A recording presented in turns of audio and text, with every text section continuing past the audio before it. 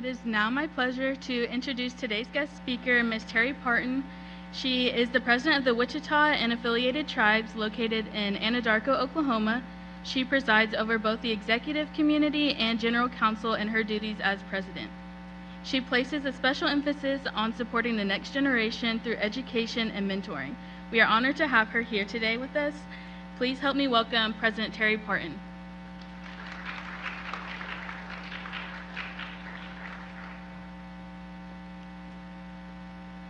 Good afternoon, everyone. Thank you to the Native American Student Association for asking me to speak, and thank you to Michaelin. I've known Michaelin since she was second grade in my language class that I used to teach at the tribe and stuff, and so I'm honored to be here and be able to follow her through her education and speak today. Ashita Sheets Ak, Terri Parton to Deet Titty, Kitty Kitties, that's E. I said, how are you all? My name is Terri Parton and I am Wichita. I'm president for the Wichita and affiliated tribes, and I just want to tell you a little bit about my journey and the way I'm going to kind of talk about the stuff I've been through and everything and express and convey this stuff to you is just remember that everything happens in God's timing. So things you think ought to happen in your life may not always happen the way it's supposed to, but it always happens in our Creator's timing and the plan that He's got set for your life. I graduated from Gracemont High School, a little town north of Anadarko.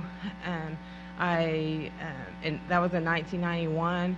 I had a scholarship to go to school and went one semester and then transferred to another school. I ended up getting pregnant and just working. I worked at Brahms and Homeland and Mazio's and stuff like that. And my first job was at Brahms. Had a great boss there that taught me work ethic. So I graduated from high school, went to work and stuff and everything, and I now have my bachelor's degree from Southern Nazarene and my master's degree from the University of Tulsa.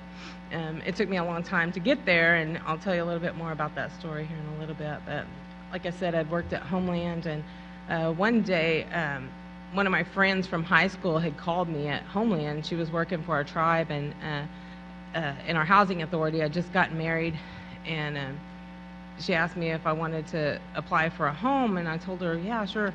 And then I asked her about a job. I'm just kind of off the fly. I was, decorating cakes and stuff. And I thought, well, I'll just ask her. And there was a position, a water technician, and so I applied for the home and also applied for that job, not even knowing what a water technician for an environmental program was. I was a cake decorator. And so I got hired for the position, and my friend, a longtime friend, Ira Height, he was the person that hired me.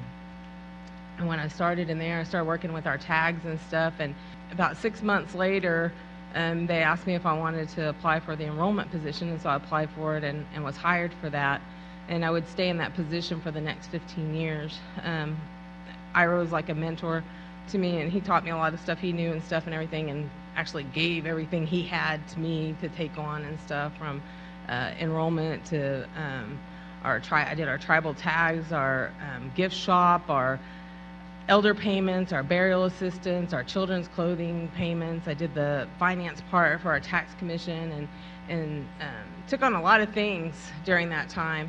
Our president at the time was Gary McAdams, and he was president for 18 and a half years, and he had I went to school with his daughter. Micah was the one that actually called me about the home, and he was in one office over here and his office was here, and had piles of paper, and our tribal administrator came in and asked me if I would go and help clean up his office. It was the president's office. I never seen him in there or anything, didn't ever think about it. And I was sitting in there one day, sitting behind the desk, writing down all these files of paper, trying to get them filed and stuff, and my tribal administrator stopped at the door, and I was just sitting there writing, and she was like, you know what? You look good behind that desk. You could be president one day. And I'm like, what? I've never really thought about it, and it got me thinking about not president, but thinking about what are they really doing there. I was in enrollment. I'd take the enrollment in there and before the committee or executive committee and have them approve it and stuff, but I didn't really know what they really talked about in there. I wasn't involved in politics or anything. So after that, it just got me more curious, and so I started just taking on more things. I just if they asked me if I wanted to do something, I was like, yes, I'll do it. I'll take it on and stuff and everything. And so in 2004, I ended up running for our secretary for the tribe. We had this is how politics run. We had elections in 2000, and we had a secretary that won and resigned, and another one that had an election and resigned, and another one. And when the elections came up that year, there was nobody in that position. It was just a hard position. Old school tribal politics was really hard to keep people in positions at times. And so I ran for secretary. Nobody ran against me. First 4 years were great. I had Gary was our president, and we didn't have a lot back then. Our tribe, if you look anywhere from Wichita, Kansas, all the way to Waco, Texas, our tribe was in this area the whole time. Our tribe is aboriginal to Oklahoma. We didn't move here. We were always here, and so we didn't have a lot of economic development. We didn't have land to ourselves. We share it with the Caddos and the Delawares. It's just a little small reservation. If you look that span of land that we used to roam freely, and you look at the little reservation area that we're on now, it's really sad that that we got put on there with the 3 tribes and stuff. So we didn't have a lot of economic development. We had worked. They had started back in 1997 or so, trying to set some land aside at Hinton, up near I-40, and I remember signing checks for that. They were holding that land, trying to wait until they had revenues to purchase it. That was in 1997, and I'll tell you a little bit more about that later. But so, we didn't have a lot of things going on and everything, so it was really easy that first 4 years. In 2006, 2005, we bought our first piece of land, and then it went into trust in 2006, and we started working toward our first casino. And that would be pretty much our only source of revenue. We have an 8A company that at one time was generating quite a bit of money, but things happen over the years and stuff like that. And so 2008 comes along. We have elections. Night before election, we sign contracts for our casino. The next day, we have our elections, and our president who had been in there for 18 and a half years was beat out that day. I sat on a committee from 2004 to 2008 with 6 other people that was either 20 to 30 to actually 40 years older than I was. So I gained a lot of knowledge and stuff. I just soaked it in. I wasn't quick to make decisions or anything. I just watched them, and how they conducted themselves and in business and stuff, and their thought processes and stuff. And I thought I was going to have a long time before I had to actually put it to use. And when those elections happened, there was different views from one administration to the next, and we had just signed those gaming contracts, and so somebody had to take the lead on that. I was the youngest and read everything, and I would literally stay up. I would go to work. I would stay up at work during the night. I was secretary, so I was reading contracts and stuff, and then I also was on our Industrial Development Commission, and at one time was actually staying all night long to go and run a restaurant that we had because we had lost a manager and stuff. I'm telling you this because when we get to the end, I'm going to tell you about what stress does to your life. And anyway, that was all good. I learned a lot of things and everything, and so we got the casino open, and things were moving along. That was our first revenue and stuff. It took us a few years to actually get it where it was making money and stuff. And I was the secretary again from 2008 until 2011.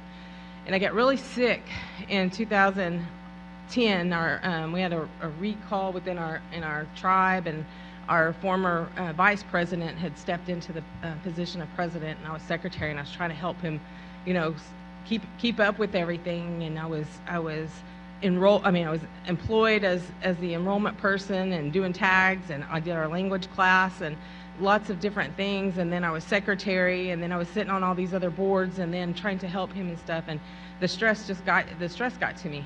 I was trying to do all this. I couldn't say no to things, and I was trying to do all this work because I had a goal that I wanted to get to at that time. It's that someday I'd be president and stuff. And so I got really sick during that time, and trying to help him and everything, and I ended up having surgery where I couldn't have kids anymore. I wanted more kids, but work had taken on my time, and caused a lot of stress, a lot of political things going on at the time and stuff, and you know, that takes a lot of toll on your self-worth, and you take it all personal. At least I did back then.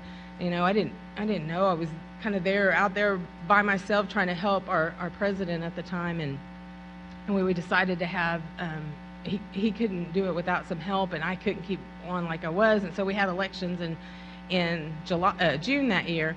After the recall, and I ran. The person that had just been recalled ran, and another lady ran, and the person that got recalled got put back in there. I got 47 votes. I think I have voted for myself too, so one of them was mine. And I was like, you know, I was thinking I did all this stuff for the tribe, you know, like I just thought I was gonna, you know, be in there, but I wasn't upset that I wasn't in there. It was kind of a relief for me, because I'd been sick and I needed to heal my body, I needed to heal my mind, I needed to get closer to God and stuff, and so I took a year off.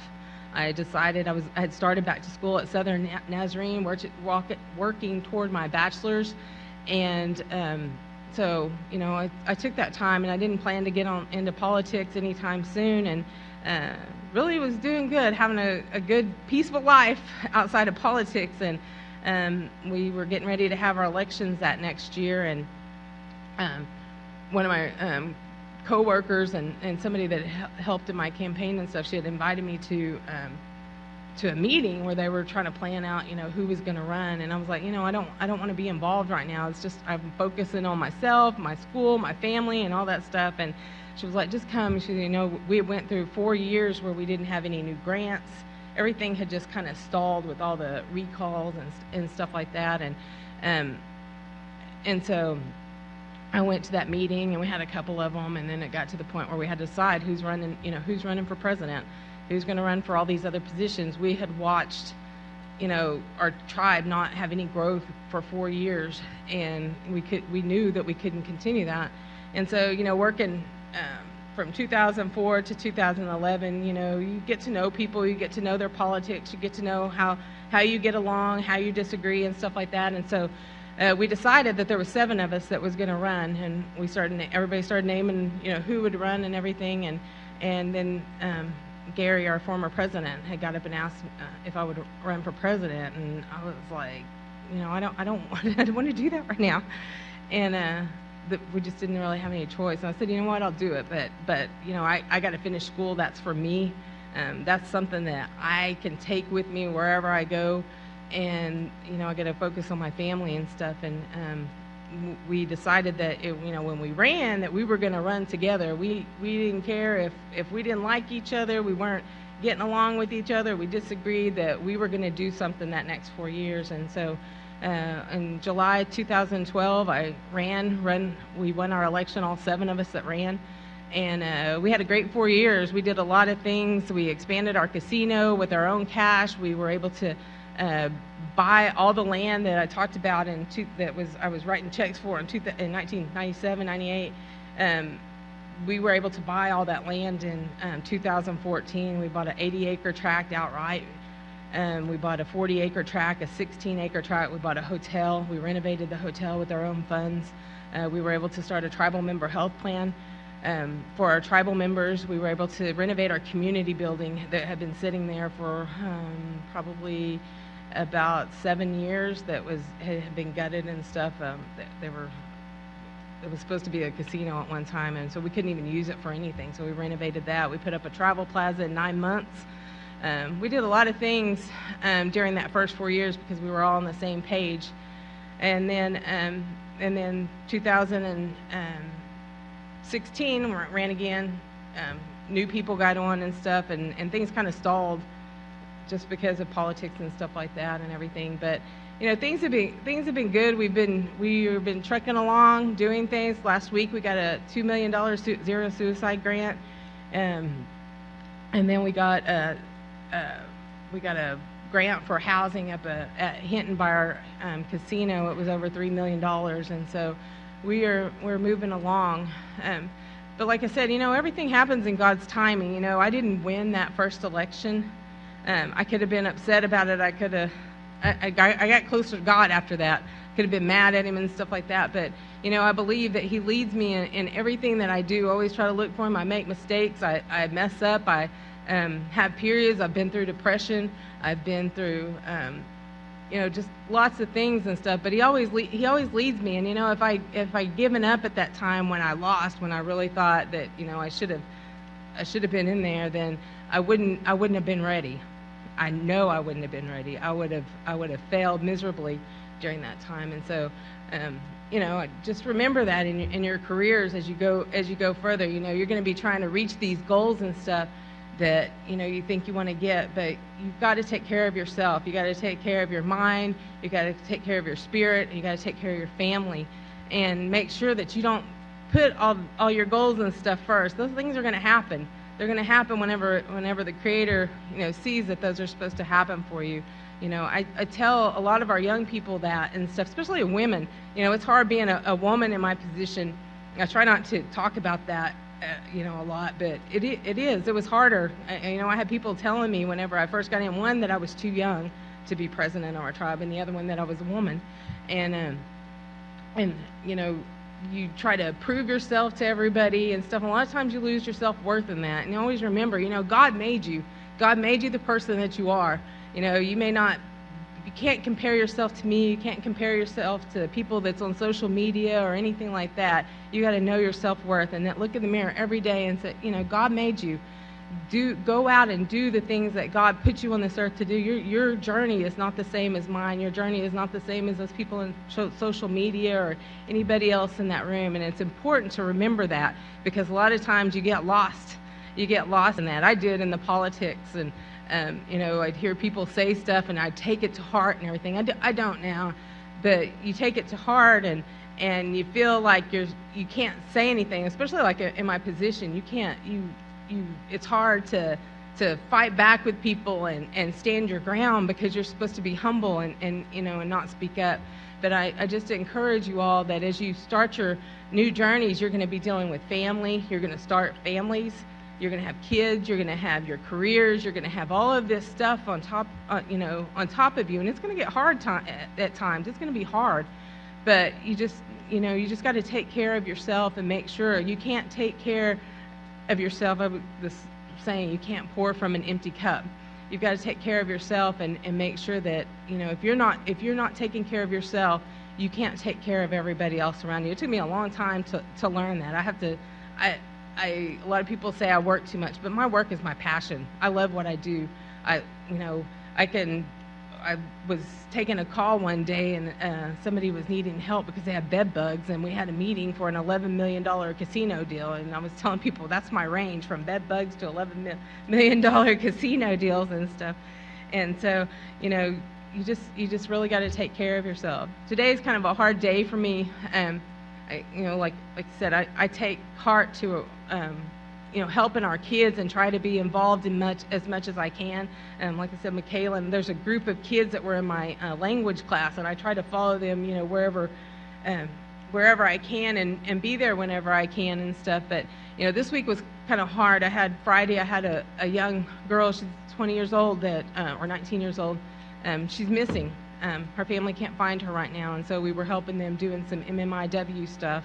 Yesterday I went to a young boy's funeral that went to school with my son.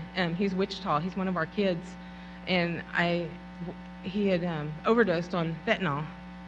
And then today we get to watch Michaela. And you know, the other day when I heard about the boy that overdosed on fentanyl, my son had texted me and stuff, and I was telling him, I said, you know, I was one bad decision away from you having a totally different life. Because he's married, he's got 3 kids, he's got a great job and stuff, and he loves what he does. But if I had made one bad decision, that could have went a whole nother way. And so we have to remember that too, as we go out into the world and whatever you're doing stuff. You know, remember that, you know, a lot of these kids didn't put themselves in those places. You know, it was just things happen in life, and it could happen to your kids, it could happen to someone else, and our best thing to do is to help those people, help those kids overcome. It's going to be really hard. You know, you're talking about the pandemic a while ago. and the things that y'all have done in graduating and stuff. There's a lot of kids that aren't that lucky. There's a lot of kids right now. I talked to our kids that were doing great in school prior to the pandemic, and they are struggling now. They're struggling to keep up and stay engaged, and depression is a big thing. You know, we are really strong on SAMHSA grants right now. We have a zero suicide grant, a Native Connections, a tribal opioid response. We've got all these grants that are not just geared to our tribal members, but our other tribes and then our community to help them. And you know, depression, suicide, those things are gonna have an effect on our kids, you know, after we see this COVID stuff kind of go away and stuff. And so just in your positions, whatever you move on to do, just don't forget about those kids. And I always tell our kids, we have interns. McKaylin was one of those interns.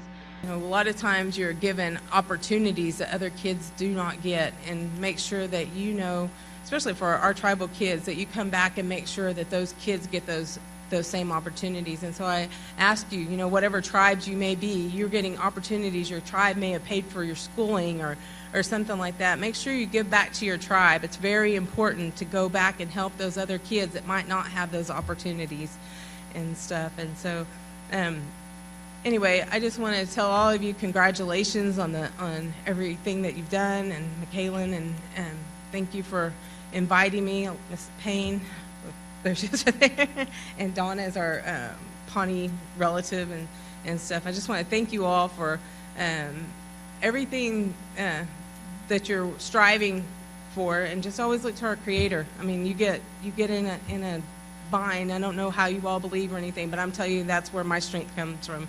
That's as a tribal leader. That's where I go to, even when I mess up. You know, I have to look to our Creator to, you know, help us along and stuff and everything. And so I just want to thank you all, and just thank you.